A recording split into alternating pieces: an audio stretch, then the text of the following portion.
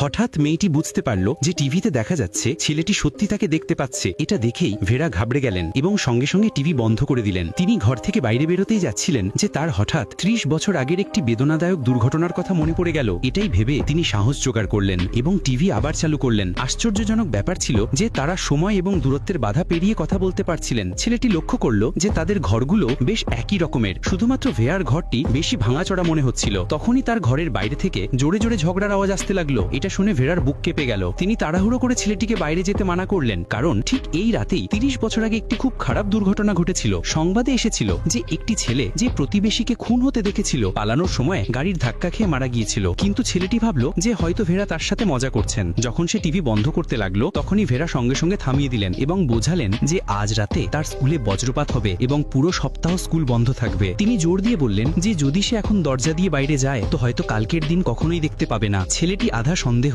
আধা বিশ্বাস নিয়ে তার কথা মেনে নিল। পরের দিন যখন সে স্কুলে পৌঁছলো তো সে সত্যি জানতে পারলো যে স্কুলে বজ্রপাত হয়েছিল। সে দৌড়ে টিভির সামনে বসে গেল এবং ভেরার আসার জন্য অপেক্ষা করতে লাগলো। কিন্তু ছেলেটি এটা জানতো না যে তার জীবন বাঁচানোর সাথেই ভেরার নিজের জীবন পুরোপুরি পাল্টে গেছে। ভেরা উঠলেন তো নিজেকে হাসপাতালের একটি বিছানায় দেখলেন। হেড নার্স তাকে মনে করিয়ে দিলেন যে তাকে ডিউটিতে যেতে হবে। তিনি তৈরি হয়ে অপারেশন থিয়েটারে গেলেন, কিন্তু অবাক হয়ে গেলেন যখন তিনি দেখলেন যে গতকালের রোগীটিকে আবার অপারেশনের জন্য আনা হয়েছে এবং তার সহকর্মীরা জানালেন যে আজকের সার্জারির হেড সার্জন তিনি। ভেরা ঘাবড়ে গেলেন, কারণ আসলে তো তিনি শুধু একজন নার্স ছিলেন। ঘাবড়ে গিয়ে তিনি অপারেশন রুম থেকে বেরিয়ে গেলেন এবং সোজা তার মেয়েকে খুঁজতে স্কুলের দিকে ছুটলেন। কিন্তু সেখানে তো তার দুনিয়াই উল্টে গেল। শিক্ষকরা তাকে চিনতেই পারছিলেন না এবং স্কুলে তার মেয়ের নামের কোনো বাচ্চাই ছিল না। চিন্তিত হয়ে তিনি তার স্বামীর কোম্পানিতে পৌঁছলেন, কিন্তু সেখানেও তার স্বামী তাকে চিনতে পারলেন না। শেষ আশা হিসেবে তিনি পুলিশ স্টেশনে গেলেন এবং নিজের গল্প বললেন। তার মনে হতে লাগলো যে হয়তো তাকে কোনো বড় সামাজিক পরীক্ষায় ফাঁসানো হয়েছে। পুলিশ অফিসার সহানুভূতি দেখিয়ে তার মেয়ের রেকর্ড চেক করলেন, কিন্তু কোনো নাম কোনো ডেটা কিছুই পাওয়া গেল না। এটা দেখে ভেরার মনে একটা ভয় বসে গেল যে হয়তো সমস্যাটা তার নিজের মাথাতেই আছে। তিনি সঙ্গে সঙ্গে হাসপাতালে গিয়ে নিজের পরীক্ষা করাতে লাগলেন। পরীক্ষা পরিষ্কার এলো। ডাক্তার বললেন